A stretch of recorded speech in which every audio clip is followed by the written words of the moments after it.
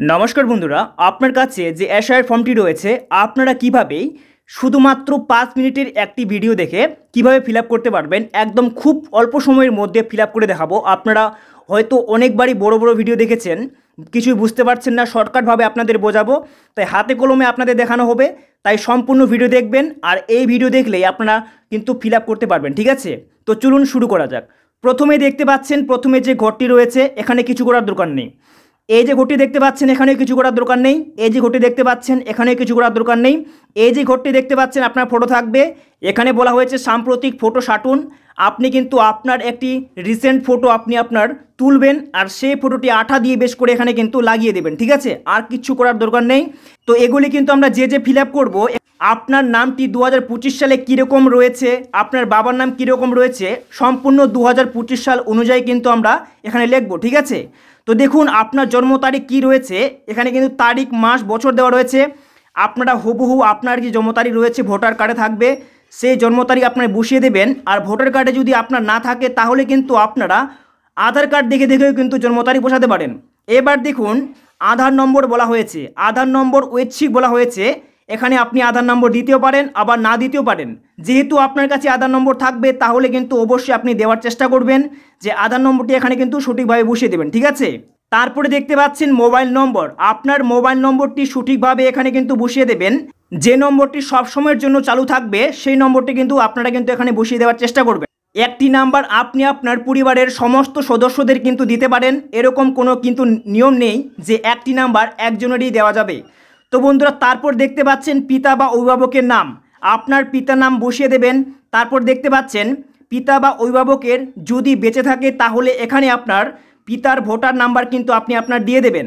মায়ের নাম দিয়ে দেবেন। মায়ের নাম দেওয়ার পরে এখানে আপনার মায়ের যে এপিক বা ভোটার নাম্বার সে যদি বেঁচে থাকে তাহলে কিন্তু এখানে আপনার মায়ের এখানে কিন্তু ভোটার নাম্বারটি বসিয়ে দেবেন। তারপরে দেখুন আপনি যদি পুরুষ হয়ে থাকেন আর আপনার যদি বিয়ে হয়ে থাকে তাহলে কিন্তু আপনি আপনার স্ত্রীর নাম এখানে দিয়ে দেবেন। আর স্ত্রীর যদি আপনার ভোটার কার্ডের নাম্বার থাকে তাহলে কিন্তু এই জায়গায় বসিয়ে দেবেন। আর আপনি যদি মহিলা হয়ে থাকেন আর আপনার যদি বিবাহ হয়ে থাকে তাহলে কিন্তু আপনার এখানে স্বামীর নাম বসবে, আর এখানে স্বামীর কিন্তু এপিক বা ভোটার নাম্বার বসবে। ঠিক আছে, এখানে গল্প শেষ, এখানে কিচ্ছু করার নেই। এইবার চলে যাব নিচের দিকে। যদি বন্ধুরা আপনার 2002 সালের ভোটার লিস্টে আপনার নাম রয়েছে তাহলে এই যে আপনারা ঘরটি দেখতে পাচ্ছেন, এই ঘরে কিন্তু আপনার সমস্ত ডিটেলস 2002 সালের ভোটার লিস্ট অনুযায়ী বসিয়ে দিতে হবে।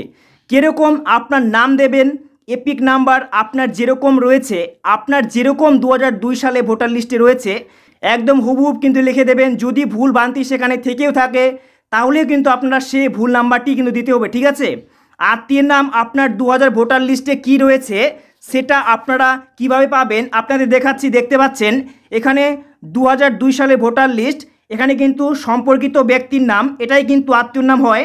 ঠিক আছে, তো এটা কিন্তু আপনারা দিয়ে দেবেন। এখানে আপনার নাম কি রয়েছে আপনার আত্মীয়ের। তারপরে দেখতে পাচ্ছেন সম্পর্ক, এখানে আপনারা দেখতে পাচ্ছেন যে সম্পর্ক রয়েছে, আপনার সাথে কি সম্পর্ক ছিল, এখানে কি পিতা না স্বামী আপনারা কিন্তু এখানে পেয়ে যাবেন। ঠিক আছে, তারপরে দেখুন এখানে আমরা দেখে নেব যে আপনার জেলার নাম কি, এখানে কিন্তু আপনার 2002 সালের ভোটার লিস্ট অনুযায়ী দিয়ে দেবেন। তারপর রাজ্যের নাম কি ছিল সেটা কিন্তু আপনারা জানেন পশ্চিমবঙ্গ হবে, এখানে থাকবে, সেটা দিয়ে দেবেন। তারপর বিধানসভা ক্ষেত্রের নাম কি রয়েছে সেটা আপনাদের দেখাচ্ছি। 2002 সালের ভোটার লিস্ট অনুযায়ী কিন্তু আপনারা বিধানসভা ক্ষেত্রের নাম কিন্তু পেয়ে যাবেন। আপনাদের কিন্তু অন্য হবে এই যে বিধানসভা ক্ষেত্র, এটা কিন্তু বিধানসভা ক্ষেত্রের নাম, সেটা কিন্তু আপনারা দিয়ে দেবেন। ঠিক আছে, তারপরে দেখতে পাচ্ছেন এখানে বলা হয়েছে বিধানসভা ক্ষেত্রের নম্বর, এই যে নম্বরটি আপনারা দেখতে পাচ্ছেন বিধানসভা ক্ষেত্রে সামনে রয়েছে 33, এই নম্বরটি হচ্ছে বিধানসভা ক্ষেত্রের নাম্বার। ঠিক আছে, তারপরে দেখতে পাচ্ছেন অংশ নম্বর রয়েছে, এই যে ভোটার লিস্ট রয়েছে 2002 সালের ভোটার লিস্টে অংশ নম্বর আপনারা দেখতে পাচ্ছেন, আপনাদের কিন্তু অন্য হবে, আপনারা দেখতে পাচ্ছেন এখানে রয়েছে 206। তারপরে দেখতে পাচ্ছেন এখানে ক্রমিক সংখ্যা বলা হয়েছে, এখানে কিন্তু আপনার ক্রমিক সংখ্যা দেখতে পাচ্ছেন, আপনার নাম যেটা রয়েছে আপনার ক্রমিক সংখ্যা, এখানে সিরিয়াল নাম্বার দেওয়া রয়েছে, আপনার কোনটা হবে এটা কিন্তু আপনার দিকে দেখে দিয়ে দেবেন। ঠিক আছে, এখানে গল্প শেষ। এবার আমরা কিন্তু তারপরে ঘরে চলে যাব। আপনার নাম যদি 2002 সালের ভোটার লিস্টে না থাকে আর আপনার বাবার বা মায়ের বা দাদু বা দিদার নাম যদি 2002 সালে ভোটার লিস্টে থাকে, তাহলে কিন্তু এই ঘরটি আপনাদের ফিল আপ করতে হবে। দেখতেই পাচ্ছেন আপনার বাবা বা মায়ের নাম যেটাই থাকুক না কেন, আপনারা কিন্তু এখানে দেখে দেখে বসিয়ে দেবেন। যেমন দেখতে পাচ্ছেন, আপনি যদি বাবার নাম দিয়ে এসআইআর করে থাকেন, তাহলে আপনার বাবার নাম এখানে বসিয়ে দেবেন। তারপরে এপিক নাম্বার দেবেন, তো এপিক নাম্বার বা ভোটার নাম্বার কিন্তু আপনি দিয়ে দেবেন। তারপর আত্মীয়র নাম আপনার দেখালাম 2002 সালে ভোটার লিস্টে আত্মীয়র নাম কি রয়েছে সেটা দিয়ে দিবেন। তারপর দেখতে পাচ্ছেন সম্পর্ক, সেখানে আপনাদের দেখানো হলো, সেই সম্পর্কর নাম এখানে আপনি দিয়ে দেবেন, পিতা না স্বামী। তারপর জেলা নাম দেবেন, তারপর রাজ্যের নাম দেবেন, বিধানসভা ক্ষেত্রের নাম আপনি দিয়ে দেবেন। তারপরে এখানে বিধানসভা ক্ষেত্রের নম্বরগুলো আপনি এখানে বসিয়ে দেবেন।